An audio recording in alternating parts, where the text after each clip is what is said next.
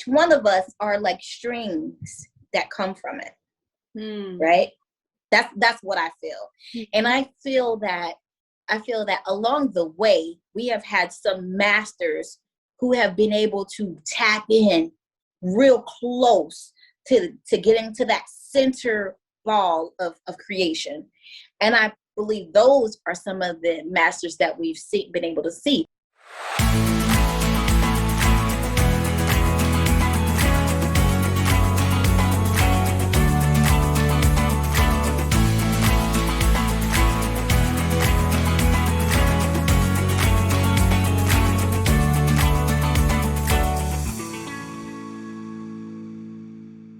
Hello, everybody. My name is Sharon Land. I am so excited to have this interview today with somebody who I have just absolutely grown to adore in the time that I'm getting to know her, Miss Vernice Bell.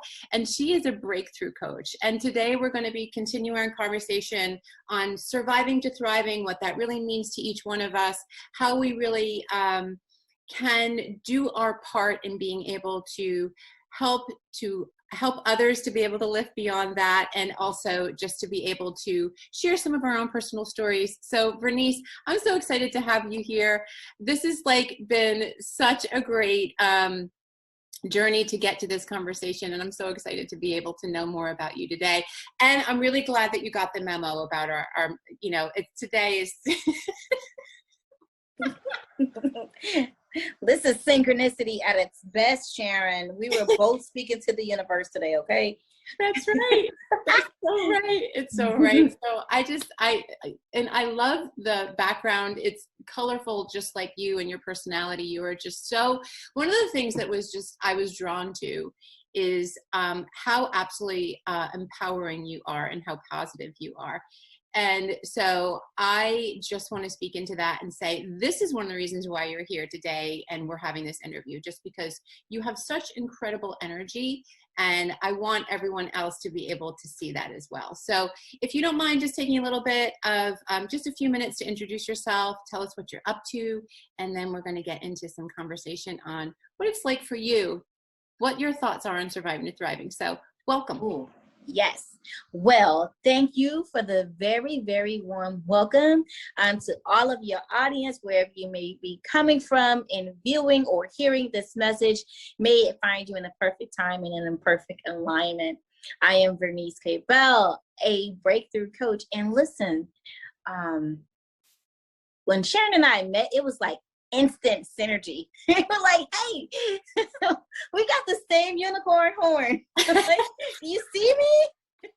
I'm a unicorn. Do you see me? And she's like, I'm a unicorn. Do you see me? And so the energy was just great. So I'm pleased and excited to be here with you today. And I just want to give a warm welcome and thank you all for having me.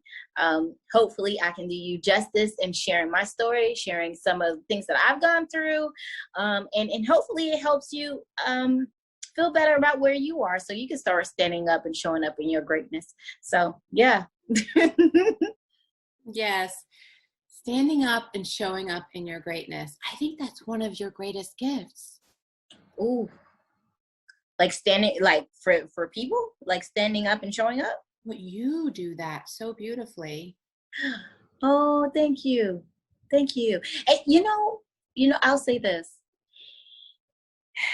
For me, showing up, and even with the colors, the color schemes and things like that, for me, there was definitely a transition from being active duty military, where everything is pretty muted, tan, browns, greens, for the reason, but everything is muted. You have to be muted in a sense. So what I learned from there in terms of my personality is my personality needs to show up, because otherwise I just blend in with everybody else with the uniform, right? So in that aspect, my personality really had to develop and become more of what I want people to remember about me as a result of meeting me, no matter what I'm wearing. But then once I transitioned out of the military, I was like, ooh, wow, now I'm going to go in corporate America and I'm going to do what I want. But what I realized is that it had a lot of similar constraints as to how you're expected to show up in corporate America versus the military, right? You still need a uniform, and just because they didn't call it a uniform didn't mean that it wasn't a uniform. So, like the dreaded black suit, right? Every your black suit, black pants, black blazer, black skirt, right? Because you have to be very professional. And any other color besides black isn't professional, right? So when I finally transitioned to full-time entrepreneurship, I was like, oh, I want to do something different. I don't have to explain my hair, changing my hair all the time. I don't have to explain why I don't feel like wearing this black suit. I really can just show up fully and authentically. So I was like, what colors do I like to wear? And so I kind of just like, forget about it. Let me do something drastic. And it's been the most relieving, the most exhilarating experience to just ask myself, how do I want to show up today? Show up as her. So, yeah. I love that. I mean, I love that. And I love the fact that you talked about like the juxtaposition from, your experience of being in the military, which I'd love to talk about a little bit more, but just that whole like metaphorical, everything has to be the same. Anything that stands out, there's actual like negative, some sort of a negative response to it, right? Whether it's like a social dismissing or a group dismissing, maybe you might be looked over for some sort of promotion, or there could even be like a greater one, right? Where there's absolutely. And I'll tell you this, right? So, so I joined the Army a long time ago anyways. So, so I'm not going to tell y'all when, because you're going to try to guess how old I am. And I need y'all to not try to guess. So let's just leave that there. Keep everybody guessing. I'm going to let you guess. But when I first joined the military, I remember there was this very specific moment where I wanted to wear my nails with a French manicure, right? Because finally, right, I'm old enough to wear the nails that I want to wear, right? My mom's not telling me no, right? And I'm making some money, so I have my own money, and I'm going to wear the nails that I want. So I wait till I went on vacation, my Christmas vacation from the military, from basic training, and I got my nails done with this French manicure. Oh my God, it was so beautiful, right? And I get back to basic training, or AIT at the time, which is advanced individual training. That's our schooling to get you certified in whatever area you're going to work in. So I get back and I show up to sign in, and I grab the pen and I get to writing, and my drill sergeant was like, oh no, private, those nails are not. And I was like, what? They're in standard. I was like this close for saying like, you know what, military, you're not for me, because I need to wear my nails like this. And here's the thing. I had to learn that the nails didn't make me. I made the nails, right? So it was the other way around. But I felt like it was such a gesture of I finally arrived to a point where I can take care of me, and then I still wasn't able to make, you leave mom, and then you think, oh, finally I can make choices for myself, and I couldn't. So again, that was another moment where I had to transform the way I thought about things and how I was showing up. So it can be like that, though, very bland out there in this world. Yeah, and I think that really speaks into a greater situation, which we're all really aware of, which is like this need for uniformity, this kind of, there's got to be somebody telling you what to do, which creates that conflict. And sometimes it's an inner conflict. Sometimes it's an external conflict between yourself and someone else. And that then kicks in our whole nervous system to actually feel like we need to survive a situation, as opposed to really like you said, like really authentically show up. It's a choice, and you have to really be present. You have to be aware in those moments in order to really transmute that from, oh gosh, now I've got to make some like short-term decisions, right? As opposed to, wow, I have this opportunity to really look at this in a bigger way. Like when you were so young and you were in the military and you were loving this freedom and everything. And I know it may sound so simple to some people, but really it's like, that was a huge kind of like you stepping over a threshold, right? Of an understanding of something that's much bigger and greater, which is like, yeah, I mean, I love this, but this isn't, I know at one point, maybe even for 5 minutes, it made me feel like this helps me to show up better, but really ultimately it's me. These are all accessories for me. And so I get to show up even bigger and greater. And what an incredible journey, especially, you know, being a woman, being in the Army, you know, going through all of those things. That's pretty incredible. Listen, it was the grace of God in ordering my steps, right? Because like really I didn't have a blueprint, right? And so like I know a lot of us like to say, like, you know, I didn't get a blueprint to raise my kids, or you didn't come with a manual or anything like that. But the truth is, so much of your life is dependent upon the decisions and the choices and the emotions that you choose to engage with. It'd be virtually impossible to create a manual for everyone, because your possibilities are endless. And if you truly believe that from a alignment perspective, if you truly believe that from a understanding that the universe is so much greater than you, if you truly believe that, then you'll know that it's impossible to create a manual for you. You have to create the manual that you want to see. So like even in one of my messages that I deliver, it's plan the life you want to live. So you got to create a plan. And I think in so many areas of life, we plan for it, but we don't plan for us to become our greatest versions. So it's just supposed to just pop out from the internet or something, or you're supposed to buy it, right? Or something like that. But really, if you're not planning the life that you want to live, you're really just accepting the default. Right. So I absolutely believe that when you start planning the life that you want to live, I mean, literally planning it like you plan a wedding. We plan weddings, we plan funerals, we plan graduations and births and home buying and car buying. We plan all of the things, but we don't plan who we want to be. So I think that if you definitely start planning, start putting in some real work around how you want you to see yourself showing up, I think that'll first step in learning to transmute and striving to surviving to striving, right? Right. That's definitely a key step in that. Well, oh my God, I love that, because that's like a real tangible thing that somebody can do. This is like a tool that someone can use as a takeaway, right? Yes. Which is plan how you're going to show up in your life. You get to co-create how it is that you want to show up, right? Exactly. And the co-creation it speaks to then there's something outside of yourself that you're creating with, right? So you've said it, you know, it's really us co-creating with the universe, right? It's co-creating with something that's bigger and greater than ourselves. I mean, so what is that for you? Because obviously I know you've done some, you've co-created a lot for yourself. So what do you lean into? Like, okay. So like, you mean in terms of actually creating or planning? Well, I definitely want, yes. However, Okay. like, what is it that you refer to that's bigger or greater, that's outside of yourself, that you can co-create with?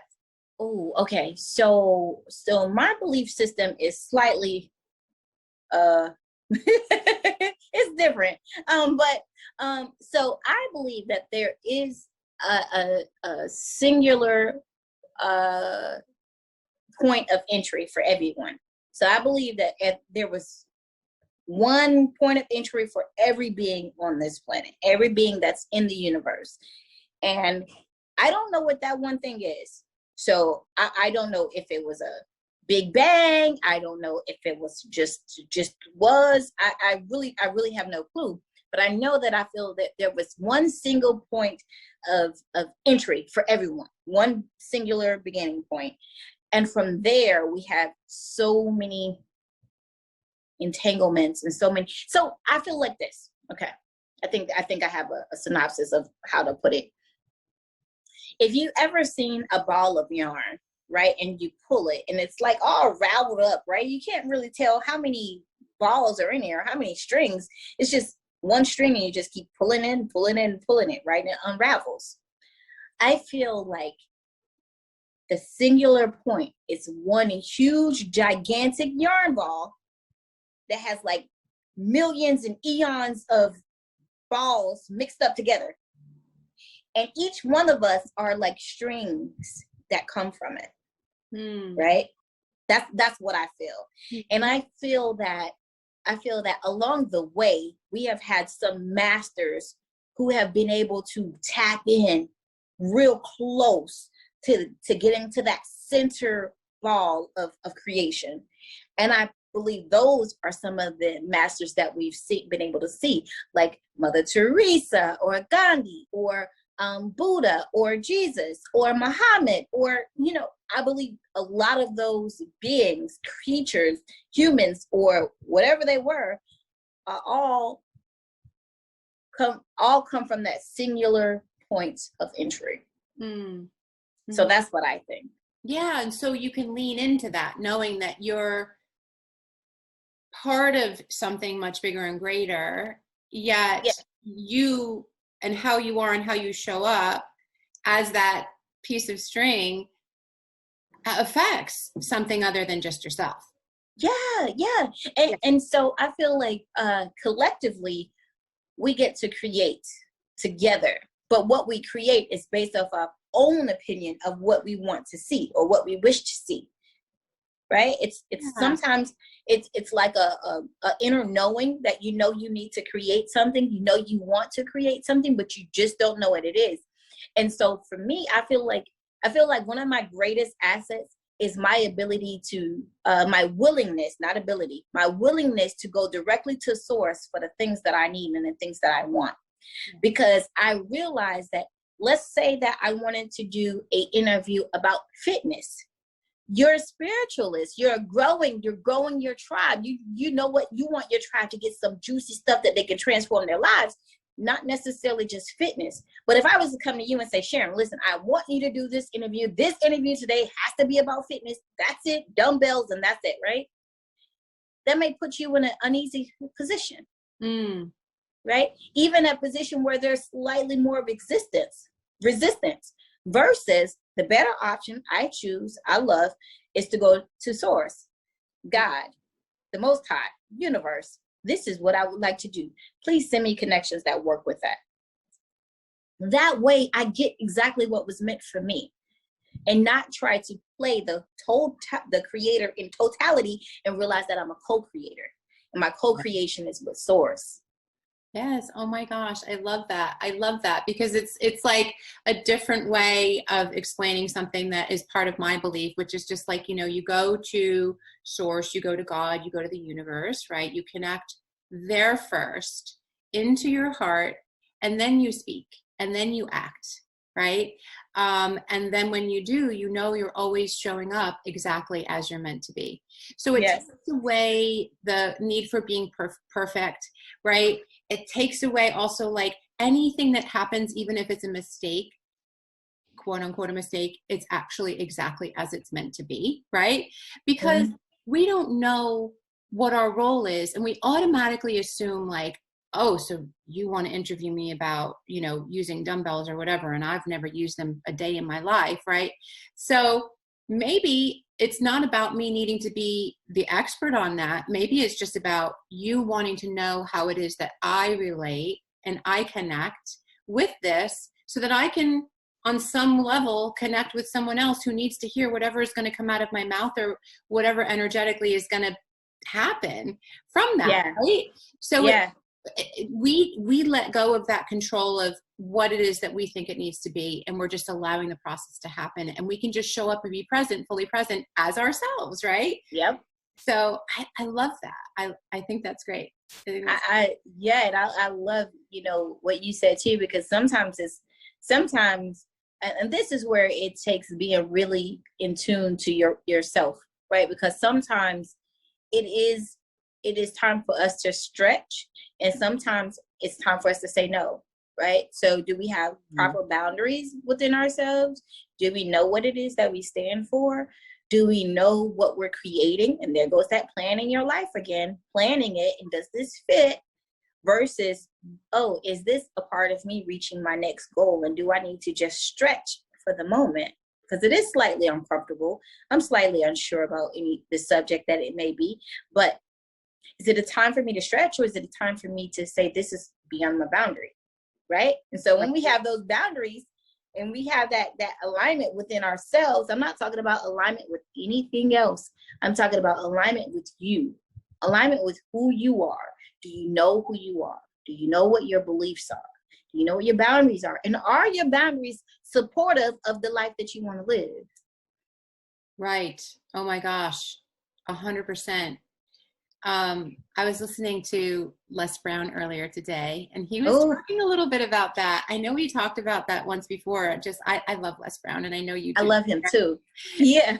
And I just love listening to his stories, his anecdotal stories, right? And so he was talking about that, and he said, there's a difference between people who are really being guided and keeping themselves on track versus others who are just kind of, who are great and really nice and kind and great to be around, but really not the people who we want to necessarily surround ourselves with when we are on a mission to co-create something bigger and greater for ourselves, to serve, right? So you get to say no, and it's easier to see what to say yes and no to when you have that clear vision. And so, it takes some of the guilt away, and it takes some of that. It creates, like, sometimes when you're really just, you have no idea and you're just waiting for that feeling to happen. And, you're really hoping, God, it would really be nice to be a movie star or whatever it is. Maybe one day somebody will discover me. And it's just like, no, you've got to, every day do something to help to create that, like you said, that stretch, right? Always stretching yourself outside your comfort zone, but you're directing the stretch in an area where you don't necessarily know exactly what the outcome is going to be, but you're moving yourself in that direction. And maybe the whole idea of that direction is like, you originally wanted to be a movie star, but what you discovered in your journey to that was that actually, your heart and your passion and your gift is in directing or in writing or whatever it is, right? But when you allow yourself to stretch and move outside that comfort zone and surround yourself with people who are part of that journey and can help you with that destination and help you with that co-creation, then it makes it so much more clear, and it takes away all of that confusion where, I absolutely agree with you. And that takes me to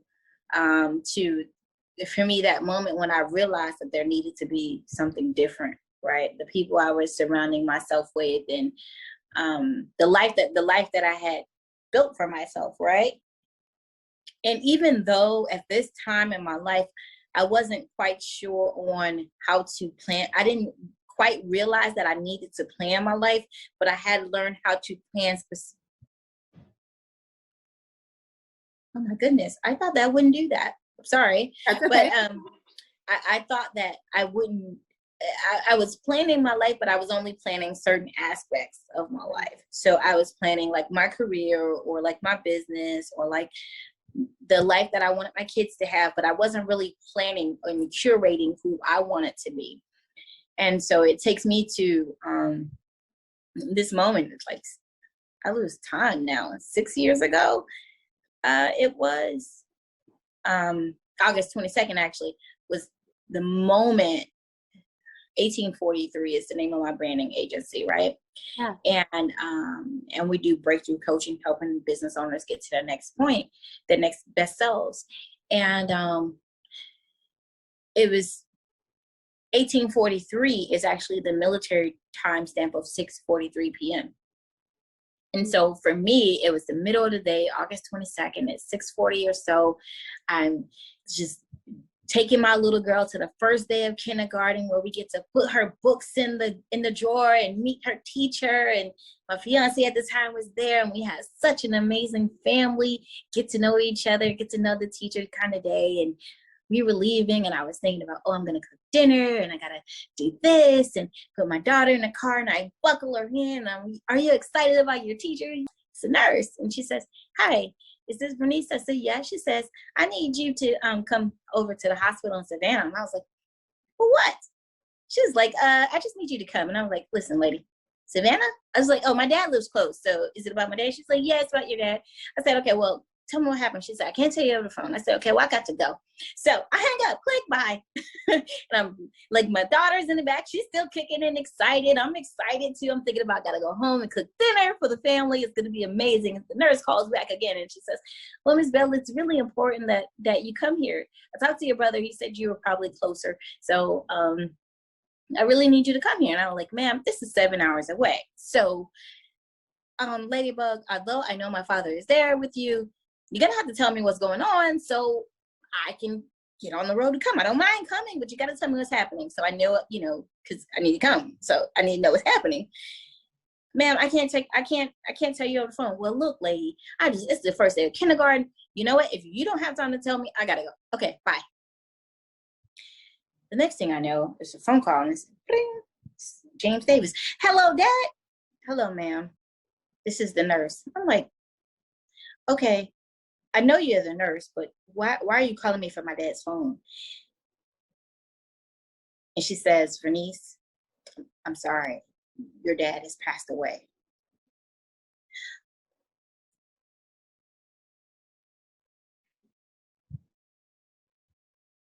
That moment for me was life-changing, life-destroying, destroyed everything that I thought I knew about myself, everything that I thought I knew about life, everything that I thought I wanted to become in life. It destroyed everything. One single moment destroyed my whole life. It was a moment of destruction, to say the least. And from that day, I remember I had to gather myself, because at this point I'm screaming in the elementary school parking lot. We lived like a half a mile from the school. So gathered myself, drove home, because I had my baby in the car. And I just remember like literally passing out in the front lawn. Like I know like somehow I got from the front lawn to in the house, but I really don't remember how. The next thing that I clearly remember is actually the service for my father, actually burying him. Like, not, we didn't bury him, but his actual service, his remembrance service. And yeah, that day completely changed my life, destroyed everything. After that, I had to question everything. Question, why was I living? Question, why was I showing up? Question, why was I showing up to a job who told me like, okay, you're going to get 3 days of bereavement, then we need you to come back in here and do this work, right? Why was I giving everything that I had for things and people and places that didn't serve me, that didn't care about my greatest interest? And it just made me, it made me question everything. So fast forward it must have been 2 years after that, I decided, I was like, you know what? I'm done with corporate America. I'm done with creating other people's lives. I'm done. I met it in between that time too. I left my fiance. I was like, it's just not what I want. It's convenient. It's exciting. It's fun even sometimes, but it's just not the completion of me. So it's not. And so the point is fast forward to 2 or 3 years later, and I'm like starting my branding agency, and I didn't know the name of it. And I looked at my father's death certificate, and I saw 1843 p.m. And that's the reason I chose that, is because I want to make sure everybody remembers, live your life on purpose, do what you were born to do, be happy. If it doesn't make you happy, don't do it. Find things that make you happy. And so for me, 1843 means living for greatness every day, every single moment, And so that was one of the pivotal moments for me that thrusted me into stop surviving and going to striving. Like, and the thing was, it wasn't just about the money, because I made great money, right? So it wasn't about make the money I was making and surviving. It was about the lifestyle that I had curated for myself. It was a survival lifestyle. That's it.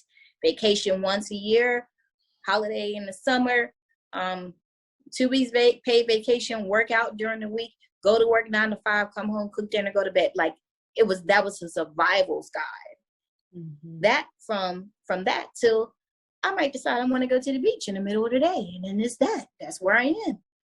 So that transition was, you can't add a dollar amount to it. You can't put a time limit on it.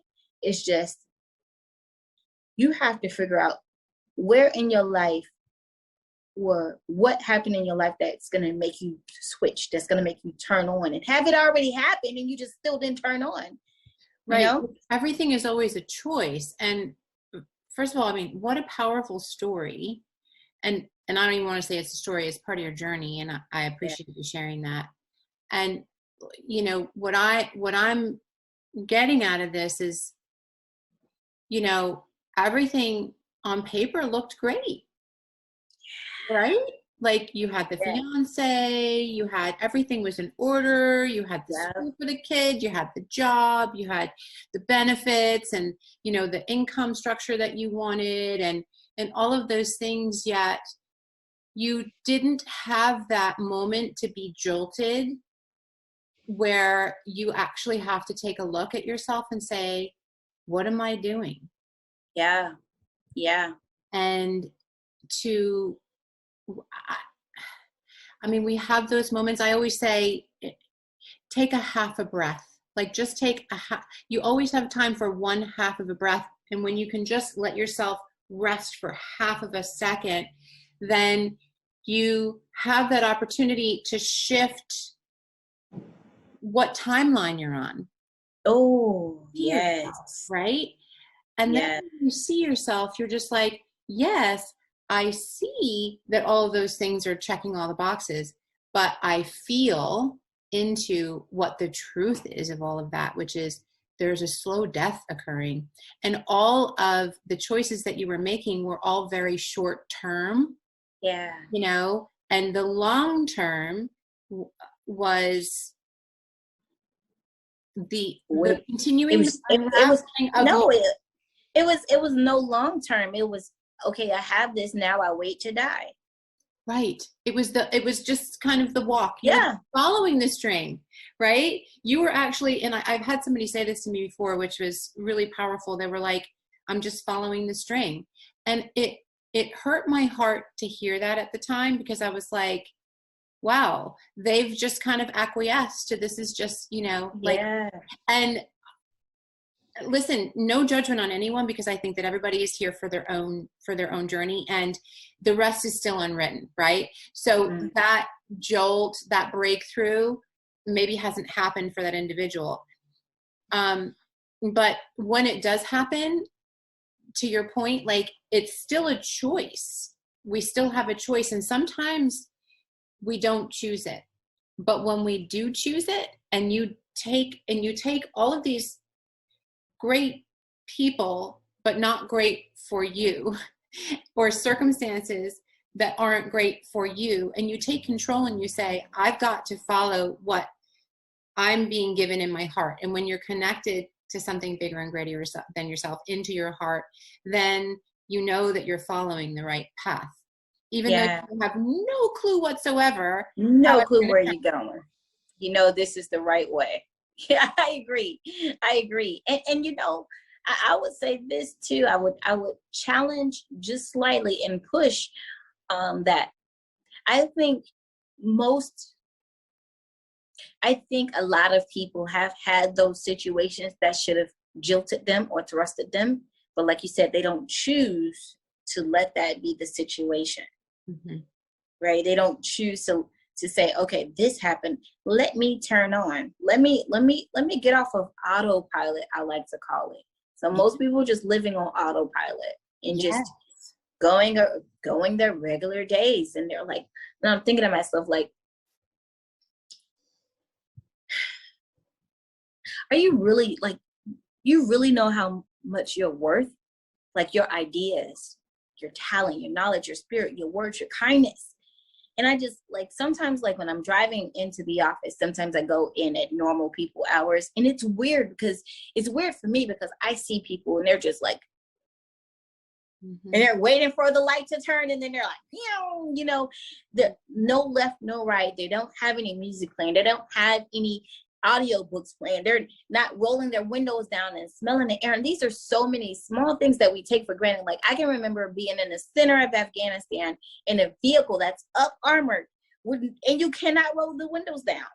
And so for me, it is a must, unless it's piping hot down here in Florida. You know, in Florida, it's, God bless it, Hell's Gates or something. But I'm joking. It's definitely pretty warm, but I don't think this is the same sun from when I was a kid. It's got to be something different because it's just not right. It can't be the same sun, Sharon, I'm telling you. But they said it is, actually. So but it's a must that I have a window down. I vowed to never buy another vehicle without a sunroof because I need to be connected. I need to feel the sun. I need to see it on my skin. I need it. Okay. I need it.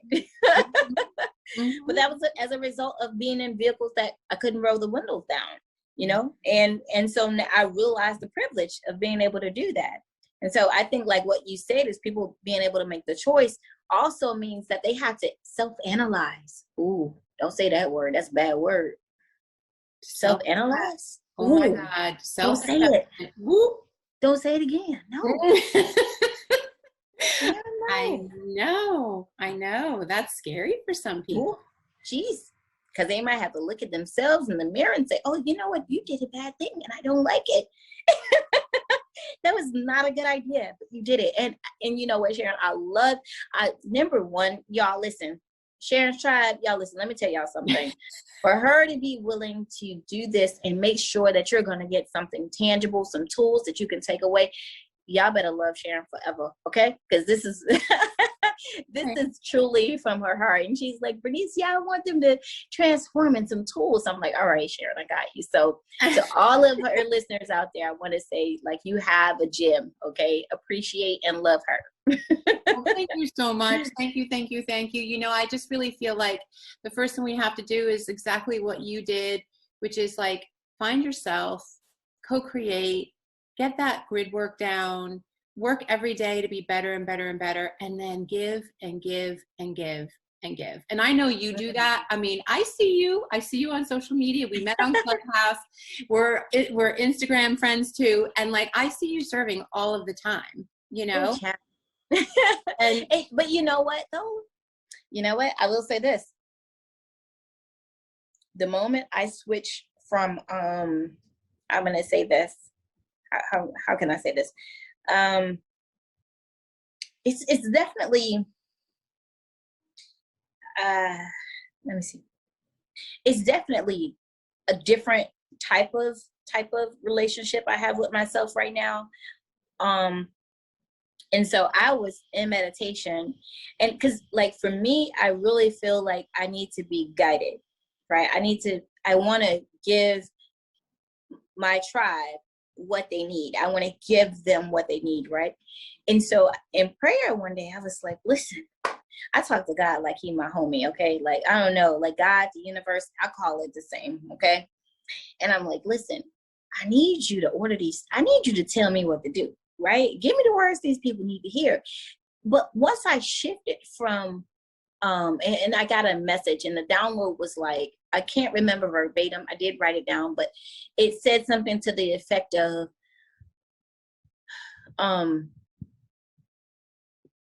be what you needed.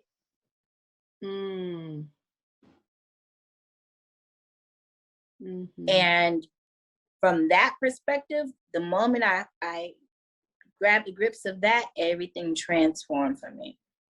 Everything from doing events, you know, I did 3 events. Well, I'm going on the 3rd one this year, in different cities, 3 different cities.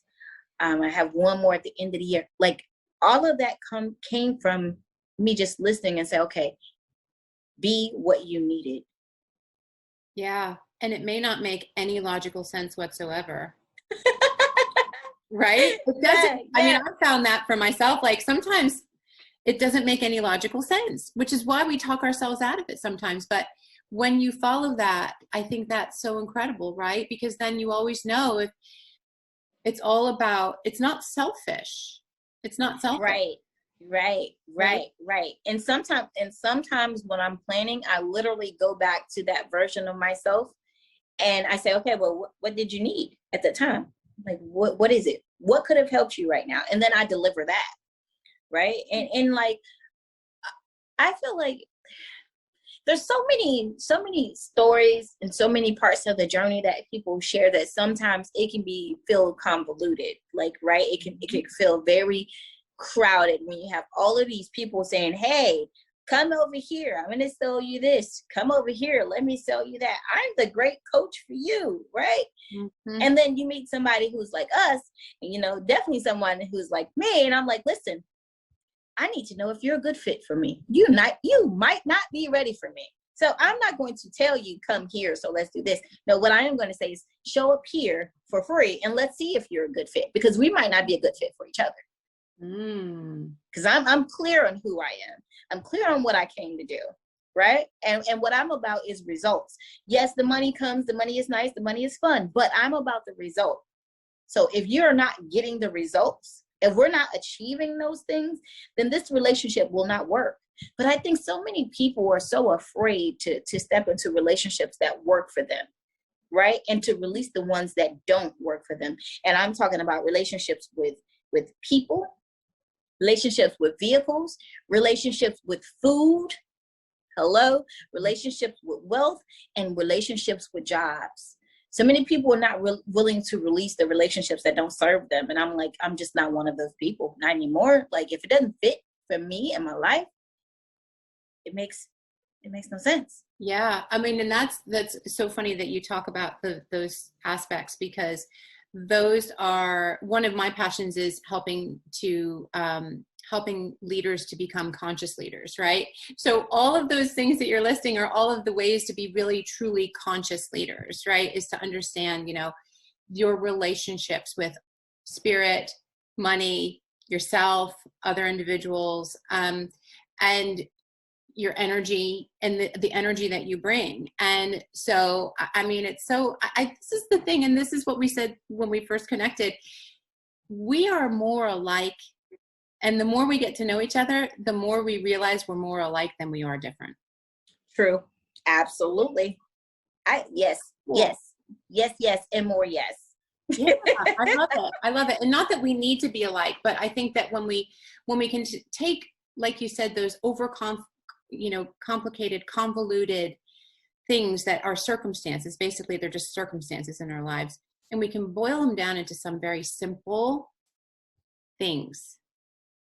The more simply we can understand things, the more simply we can live, the more connected we can be. And that's what we're here for. I agree with that. And you know what? I feel like this goes back to that bad word, right? But I believe that sometimes too much clarity can be scary for people, because then they have to accept responsibility. Yeah.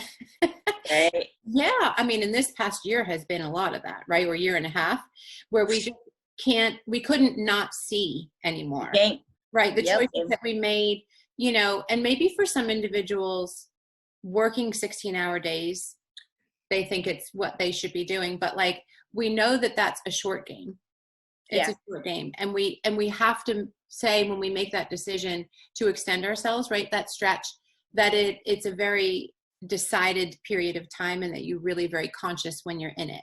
Because if you don't do that, then you get stuck in that habit, right? And then we're not conscious anymore. We're allowing the unconscious to take over. And when the unconscious isn't a pure vessel and really clear, then we're sunk, right? Yeah. So I just want to say, this time has flown by. It's absolutely flown by. We knew it would though, I Sharon. know. I was like, Vernice, we're going to be able to talk about so many different things. So that's my way of saying, like, I definitely want to have another conversation with you. We can definitely, as things continue to grow with this channel, which I'm so excited to be able to be doing this, that I want to have you back and talk more about some other things, because you're such a diverse individual, and I just love what you do, and I just love who you are. Oh, thank you so much. I So love you back, Sharon. I do. that's true. It's just true, right? So I just want to summarize, some of what I heard you say is just be clear, right? Make the choice. Don't wait until you hit the wall in order to be able to make some choices, to be able to follow the plan and create the plan for your life, right? Create a plan, be flexible. Yeah. Yeah. And allow those breakthroughs to happen. And especially the very beginning of our conversation, just show up in your power. Show up. Show up and show out. Up. Oh my God, show out. I need you to help me with the showing out thing, because I'm Girl, show out, Sharon. You think I need help? You need help with your girl bye. I don't think you need help with showing out, Sharon. Show up and show out. Leave it. I say leave it all on the field. If life is a game and you already hear a plan, baby, like, here's the thing. We were talking about clarity, right? And sometimes too much clarity, people are afraid of it. But there's two options, right? And I'm going to say this, and please excuse how frank I'm going to say it. But God, this is, I really need y'all to get it. So here is two options when you wake up in the morning. Okay, in the morning, you're either going to be dead or alive.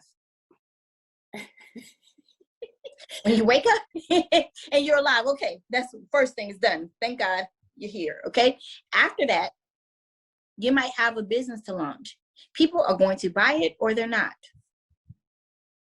They're going to buy it or they're not. It's two options, right? Right? And then when it comes down to doing the things that you said you're going to do it, you're either going to do it or you're not. Like I'm saying, please excuse my frankness, but it's really that clear. It's really, if you make the decisions really that plain, right? I'm going to do it or I'm not. Don't be in that. People get discouraged and start to lose themselves in that waiting period where I kind of want it, but not really. Okay, I'm going to change my mind. Listen, I'm going to tell y'all something. And this is y'all, the ladies who are here, gentlemen. Thank you for being here, but this is for the ladies real quick. Just one thing. When a girlfriend asks you if you want to do something, if you want to hang out, get drinks, go to a movie, go shopping, go to her kids' recital, whatever it is, and you don't want to go, say no. That's it. That's it. Just say no. That's it. Done, period. Watch. No. See? That's it. Just say no.